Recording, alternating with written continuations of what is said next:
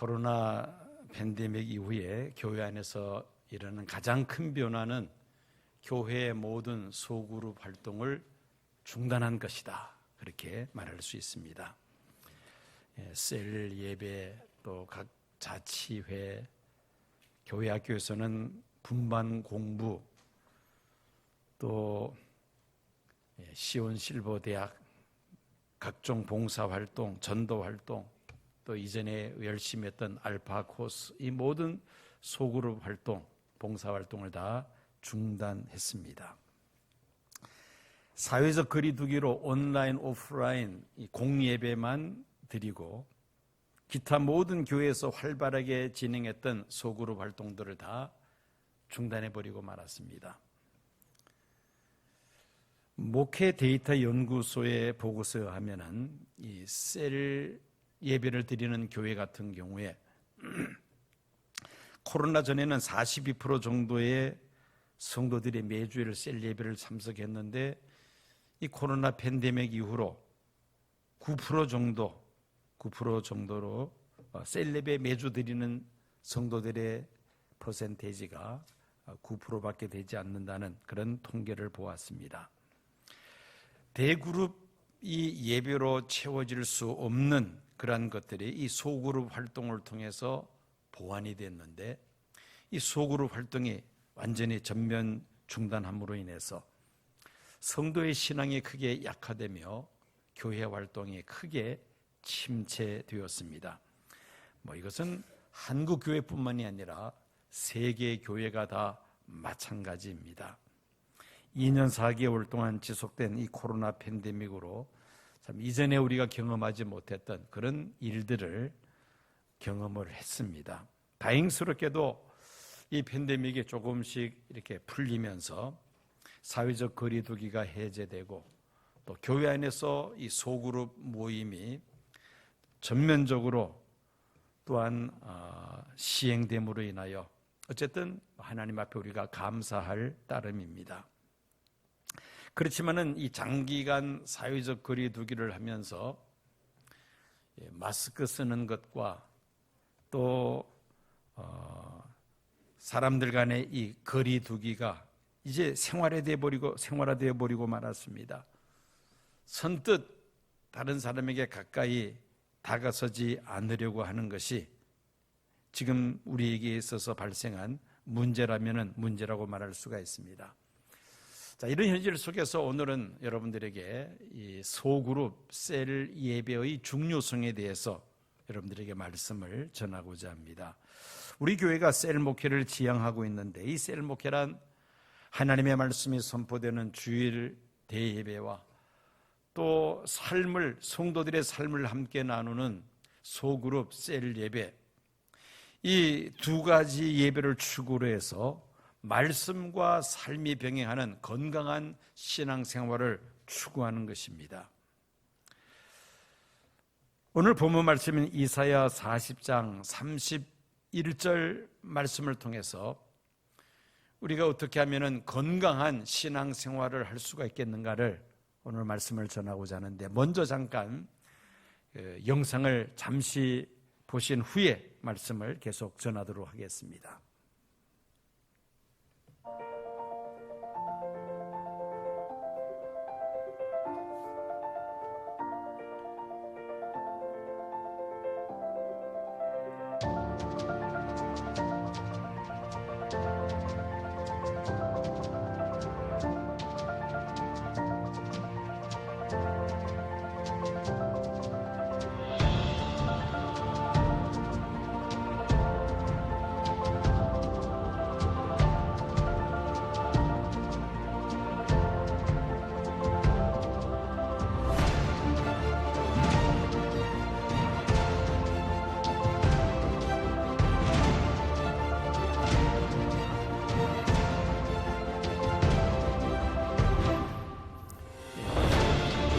영상을 보면서 이사야서 40장 31절 말씀을 한번 여러분들이 깊이 한번 생각해 보시길 바랍니다. 오직 여호와를 앙망하는 자는 새 힘을 얻으리니 독수리가 날개치며 올라감 같을 것이요 다른 박질하여도 곤비하지 아니하겠고 걸어가도 피곤하지 아니하리로다. 영상에서 본 것처럼 독수리가 두 날개를 활짝 펼쳐서 하늘을 비상하는 것처럼 우리들도 이렇게 신앙생활을 할 수 있다면 얼마나 좋겠는가. 마치 독수리가 하늘의 제왕으로 두 날개를 펼쳐서 힘있게 날개짓을 하며 창공을 나는 것처럼 우리들도 주일 대예배, 셀 예배라는 이 두 날개를 활짝 펴서 말씀과 삶이 함께하는 힘있고 건강한 신앙생활을 하고자 하는 것입니다. 먼저는 예배 시간에 선포되는 하나님의 말씀에 귀를 기울일 수 있어야만 합니다. 독수리의 두 날개 중에 한쪽 날개는 하나님의 말씀이라면 다른 한쪽 날개는 성도의 삶입니다. 주일 대배를 위시하여 교회 모든 공적 예배 시간에는 설교 시간이 있습니다. 신학자 칼 바르트는 설교란 하나님의 말씀인 성경을 오늘의 삶의 위치에서 재해석하여 선포되는 spoken word, 선포되는 하나님의 말씀이라 그렇게 설명을 합니다. 특별히 주일 대예배 시간은 성도들이 세상에 살면서 지켜야 할 하나님의 말씀을 선포하는 그러한 시간이죠. 그러므로 우리는 주일 대예배 시간에 선포되는 하나님의 말씀에 귀를 기울여야 합니다. 어느 교회든지 기존 목회에서 셀 목회로 전환할 때에 두드러지게 나타나는 현상이, 첫째는 성도들이 설교 시간에 그 설교를 듣는 자세가 매우 진지해진다는 것이요, 둘째는 설교자가 설교에 대한 부담감을 가지고 이전보다 더 많은 시간을 설교 준비에 할애한다는 것입니다. 또 설교자는 설교를 준비할 때 단순히 말씀을 해석하여 전달하는 것으로 끝나지 않습니다. 그 말씀을 생활 속에서 어떻게 적용시켜 나가야 될 것인지를 구체적으로 제시를 하게 됩니다. 성도들은 말씀에 귀를 기울이고 그리고 셀 예배에 함께 모여서는 서로의 삶을 함께 나누기 위해서는 대예배 시간에 설교자의 설교에 귀를 기울이게 됩니다. 오늘 나를 향하신 하나님의 음성의 무엇인가를 우리가 붙잡을 수 있어야 되겠다는 것입니다. 새들 가운데 사람의 말을 흉내내는 그런 새들이 있죠. 앵무새, 그리고 구간조, 이런 새들입니다. 그런데 이 새들이 사람의 이 말을 흉내내는 그 비결이 있습니다. 이 구간조를 키우는 집에 어떻게 말을 가르치는가를 오래전에 제가 본 적이 있었습니다. 예를 들어서 안녕하세요라는 이 말을 구간조가 흉내내기까지는 어떤 훈련 과정이 있느냐면은, 옛날에 제가 보았던 광경입니다. 카세트 테이프에다가 안녕하세요라는 이 말을 아마 수백 번, 수천 번 아마 반복이 되어 녹음이 되어 있는 것 같습니다. 그 카세트를 세 장 옆에다 놓고 테이프를 틀면은 이 구간조나 앵무새는 그 카세트에서 나오는 그 소리에 귀를 기울입니다. 이 구간조 같은 경우는 그 목을 있는 대로 다 잡아 빼서 그 카세트에서 나오는 그 소리에 집중해서 귀를 기울이는 모습을 봅니다. 야, 새가 저렇게 집중력이 있을까 할 정도로 정말 목을 다 잡아 빼서 그 소리에 귀를 기울입니다. 그 소리를 수백 번 또는 수천 번 들은 후에 드디어 이 구간조가 그 소리를 내기 시작을 합니다. 몇 마디 말을 하느냐에 따라서 그 새의 값이 결정이 되죠. 많이 하면 많이 할수록 그 새는 값이 비싸지게 됩니다. 자, 이렇게 새들이 사람의 말을 배우기 위해서 정말 집중해서 그렇게 말을 배우는 모습을 보면서 우리가 하나님의 말씀에 얼마나 귀를 기울이는가 한번 우리 자신을 생각해 됩니다. 강단에서 선포되는 이 설교 시간의 설교가 오늘 나에게 들려주시는 하나님의 음성으로 우리가 생각하며 귀를 기울여서 그 음성을 우리가 경청할 때에 하나님의 음성을 듣게 될 것이며 그 하나님의 음성에 귀를 기울임으로 인하여 그는 말씀과 함께하는 삶을 살아갈 수가 있을 것입니다. 첫째는 하나님의 말씀에 귀를 기울여야 되겠다. 두 번째는 들은 바 깨달은 바 그 말씀을 잘 기억할 수 있어야만 합니다. 예배 시간에는 설교를 통해서 뭔가 은혜를 받은 것 같습니다. 때로는 아멘도 그렇게 나도 모르는 사이 입에서 흘러나오기도 했습니다. 그런데 뒤돌아서면은 새까맣게 다 잊어버리고 마는 경우들이 허다하죠. 중요한 것은 생활 속에서 그 말씀이 생각이 나야 그 말씀대로 우리가 살려고 애를 쓰게 될 텐데 생활 속에서 그 말씀이 기억나지 않는다면은 말씀과 삶은 평행선을 그릴 수밖에 없습니다. 마치 소가 양지 바른 곳에서 우물우물 되새김질 하듯이 우리를 또 하나님의 말씀을 자주 기억을 하고 되새길 수 있는 기회를 가져야 한다는 것입니다. 셀 목회하기 전에는 대다수 성도들이 예배를 마치고 교회를 나서면서 그 들은 바 받은 바 그 은혜의 말씀들을 다 반납하고 돌아가는 경우가 허다합니다.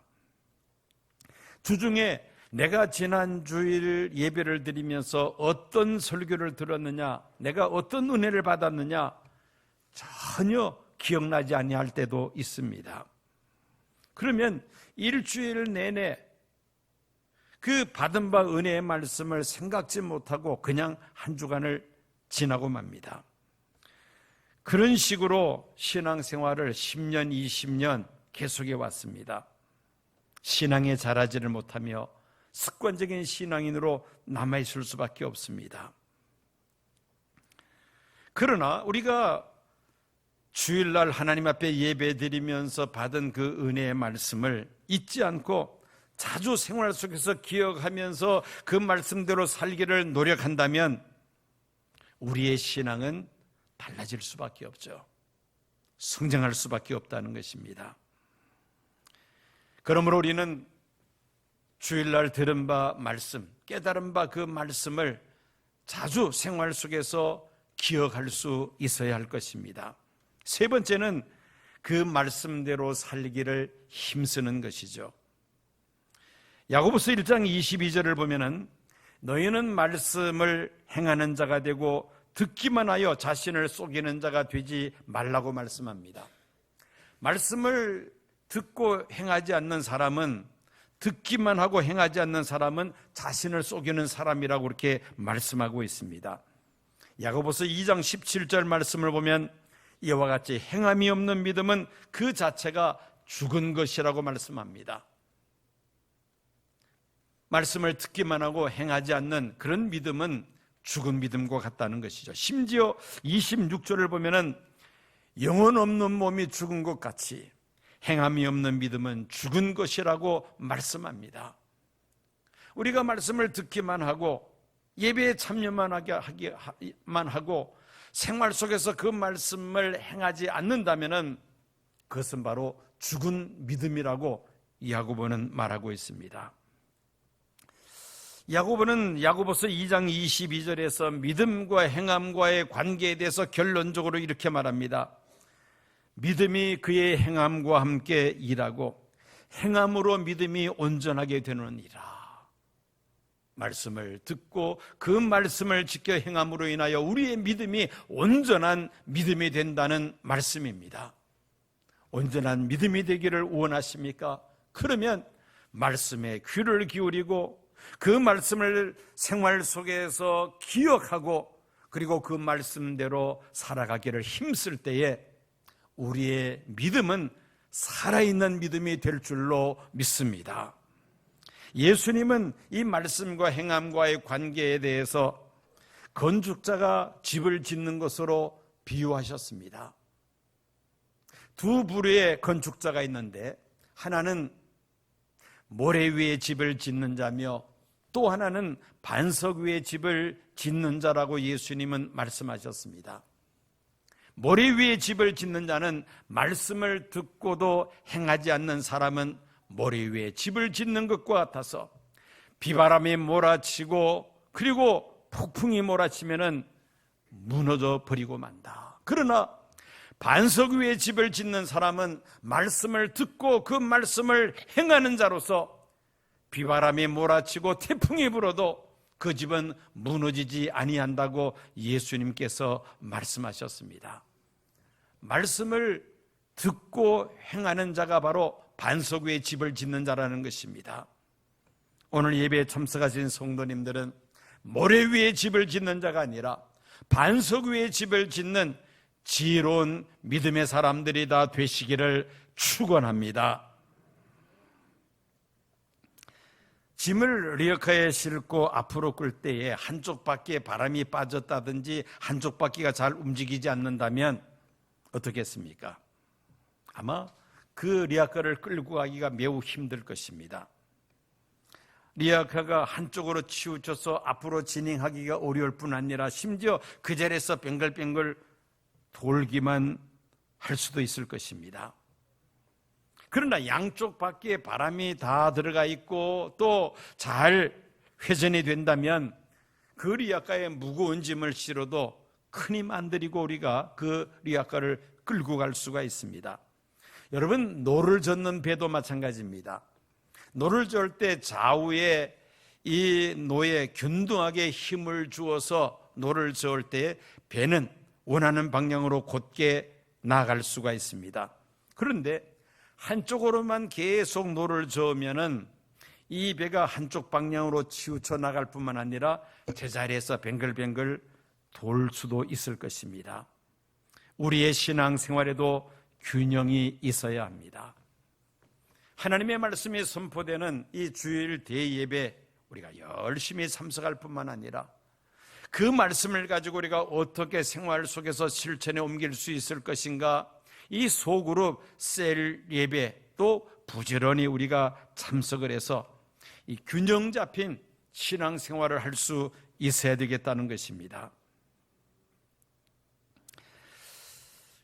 그리고 이 셀 예배에 참석을 하는데 셀 예배에서 무엇을 하느냐, 이것도 또 큰 과제입니다.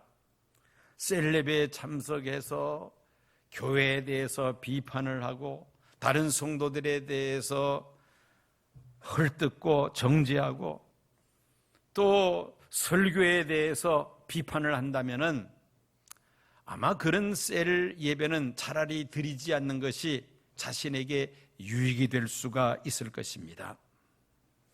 정치 이야기를 한다든지 세상 이야기를 늘어놓는다든지 자기 자랑을 늘어놓는다든지 이런 이야기만 주고받는다면은 사실 의미 없는 모임이 될 수가 있을 것입니다.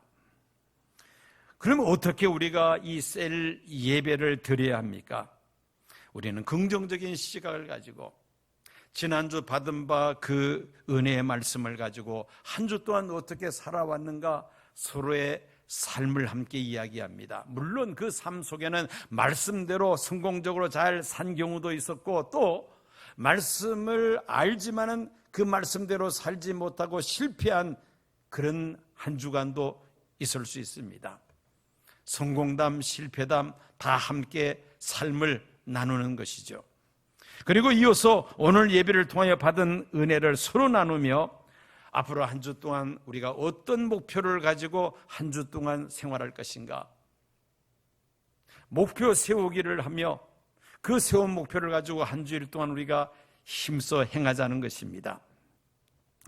그리고 마지막으로 서로의 기도의 제목들을 나누면서 함께 서로를 위하여 기도하는 이 소그룹 셀 예배, 이 셀 예배가 감동적인 그러한 예배가 된다면 우리 신앙생활에 매우 큰 힘이 될 것이며 말씀과 삶이 함께하는 건강한 신앙생활에 참으로 힘을 얻는 유익한 기회가 될 것입니다.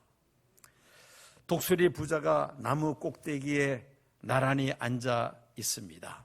그런데 제트기가 굉음을 내면서 쏜살같이 빠른 속도로 하늘을 나릅니다. 그러자 아들 독수리가 아버지 독수리에게 말합니다. 와, 아빠보다 더 빠르다. 그랬더니만은 이 아빠 독수리가 자존심이 좀 상했습니다. 아들 독수리에게 이렇게 말합니다. 임마, 나도 꽁무니에 불 붙으면 저렇게 빨리 달려. 그렇게 이야기를 하더라는 겁니다. 꽁무니에 뭐가 붙어요? 불이 붙으면 제트기 꽁무니에 불이 막 내면서 이렇게 나르는 것처럼 내 꽁무니에도 불이 붙으면 나도 빨리 달릴 수가 있어. 그렇습니다.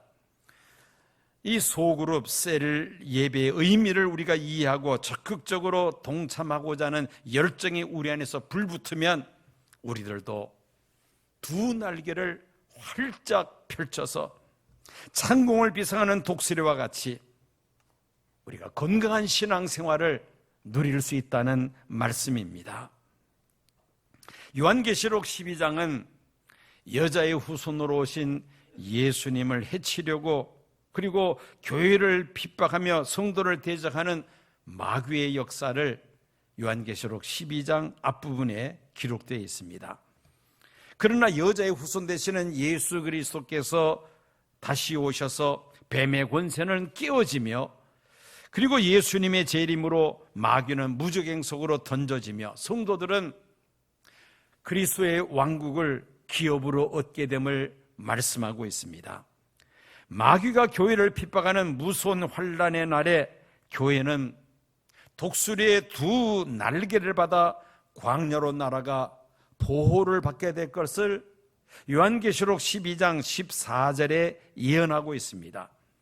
그 여자가 큰 독수리의 두 날개를 받아 광야 자기 곳으로 날아가 거기서 그 뱀의 낯을 피하여 한 때와 두 때와 반 때를 양육받으며, 이 말씀을 문자적으로 해석을 하면은 그 내용이 달라지겠습니다만은 알레고리 해석 방법을 적용한다면은 이 큰 독수리의 두 날개를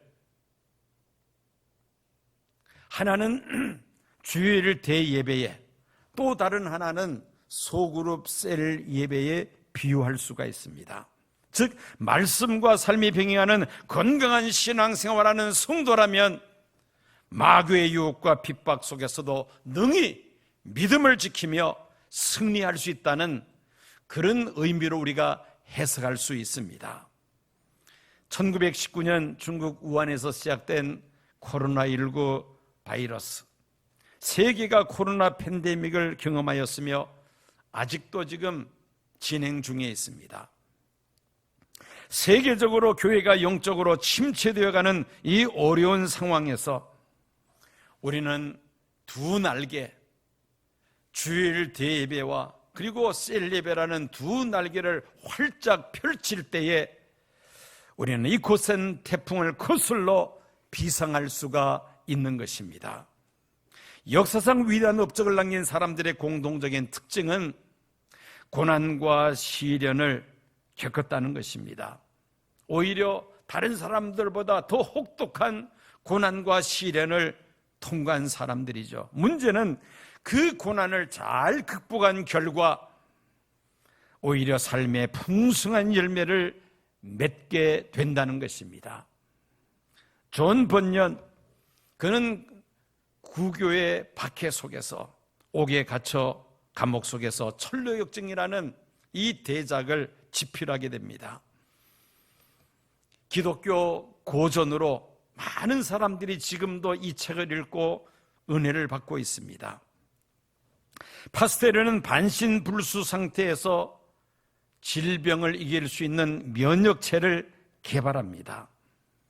프란시스 파크만은 시력이 약해져 있을 때에 종이에 커다란 글씨로 미국사라는 20권의 대작을 집필합니다. 에디슨은 청각장애인으로 있으면서 그는 축음기를 개발합니다. 밀턴은 시각장애인이었습니다마는 믿음의 눈으로 신락원과 복락원이라는 영국 최고의 작가로 칭송을 받게 됩니다. 프랑시스 루즈벨트 대통령은 지체장애인이었습니다마는 그는 미국의 가장 어려운 때에 가장 훌륭한 업적을 남기는 그러한 대통령이 되었습니다. 역사는 고통과 시련에 용감하게 맞선 사람들에 의해서 새롭게 쓰여지기 마련입니다. 도전과 응전의 역사라고 역사가는 말을 한 적이 있습니다. 시련을 통하여 도전이 주어질 때 얼마나 그것을 잘 응전하는가에 따라서 그는 역사를 넘어설 수가 있고, 거기에 응전하지 못하면 역사 속에서 사라져버리고 맙니다. 태풍이 몰아치면 밝은 둥지 안으로 들어가 자신의 날개 속에 머리를 쳐박고 잔뜩 웅크려져 있습니다. 그러나 독수리는 태풍이 불 때에 두 날개를 활짝 펴고 바람을 이용해서 창공을 비상하며 안전한 곳으로 이동을 합니다. 북유럽의 바이킹은 북풍에 시달리면서 그들은 큰 배를 제작하는 기술을 개발합니다. 위인들은 인생의 위기에서 큰 업적을 남깁니다. 바람이 없으면 윈드서핑은 즐길 수 없습니다. 바람이 셀수록 그 윈드서핑의 묘기가 나오죠. 바람을 이용해서 더 빠른 속도로 질주하기 때문입니다. 파도 타기도 그렇습니다. 바다가 잔잔한 지역은 파도 타기를 할 수가 없습니다. 어떤 지역에서 파도 타기를 위해서 많은 사람들이 모이는가? 파도가 높을수록 파도 타기 하는 사람들은 온갖 기량을 과시하면서 마음껏 즐길 수가 있습니다. 코로나 팬데믹이라는 거센 태풍이 이미 몰아쳤고 이제 엔데믹을 향하여 지금 가고 있습니다. 소그룹 활동이 다시 교회 안에서 재개되었습니다. 이미 지난주부터 여러 목장들이 교회에서 간단하게 점심 식사를 하고 그리고 셀 예배를 드렸습니다. 우리는 이 셀 예배라는 그동안에 꺾인 한쪽 날개를 다시 펼치기 시작했습니다. 주일 대예배와 셀 예배, 이 두 날개를 활짝 펴므로 인하여 우리는 이 코로나 팬데믹이라는 거센 태풍을 우리가 비상하여 하나님께서 살아계시고 우리와 함께 하심을 오히려 많은 사람들에게 증거하게 될 것입니다. 말씀과 삶이 함께하는 건강한 신앙생활을 추구하는 이 셀 목회의 두 날개를 활짝 펼쳐서 2020년 하반기 힘있게 비상하는 하나님의 사람들이 되시기를 축원합니다.